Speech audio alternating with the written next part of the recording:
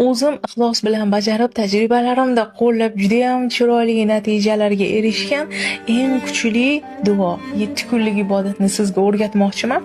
Sizda ham mana shunday zo'r, super, ajoyib natijalari bo'lishini chin dildan xohlayman. Ixlos bilan bajarsangiz 3 kunda ajoyib natijalarga erishasiz. Alloh izniyle. Tartiblari, qoidalari: 100 marotaba istig'for, 7 marotaba Fotiha surasi, 100 marotaba salovat, 79 marotaba Alam Nishroh surasi, 100 marotaba Ixlos surasi, 7 marta Fotiha va 100 marotaba salovat o'qiladi.